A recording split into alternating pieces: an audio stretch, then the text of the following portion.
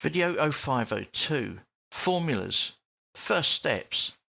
We've already seen some formulas in action, but let's take a look at them in more depth. From your Chapter 5 folder, open the file Chapter 5 Ladder Start. This family already has some of the reference planes created to start the formwork of a family. You can see that we already have a few parameters in here, and if I go to the Create tab and click on Family Types, you can see that some parameters have already been added. We have a width for the ladders, 400, which matches the type name, and we also have a rung width. So let's examine this in a bit more detail.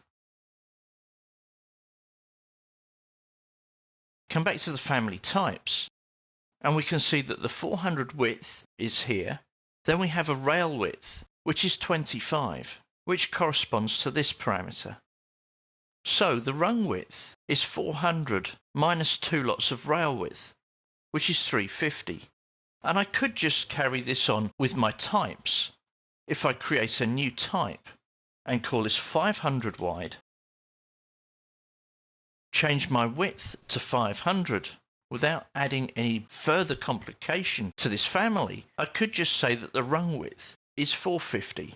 If I change the rail width to 50, and click Apply, well, I'll then do a mental calculation and say that my rung width actually wants to be 400.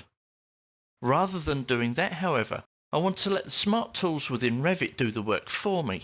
So in the next column across, I can create a formula. So my rung width is actually going to be my width minus rail width. But hang on a second, I said that I needed 2 lots of rail width to do this formula correctly. And I can do this in one of 2 ways. I can either type in rail width again, minus rail width. Let's click on Apply and see what that does. So you can see that we have an answer, but that looks fairly untidy.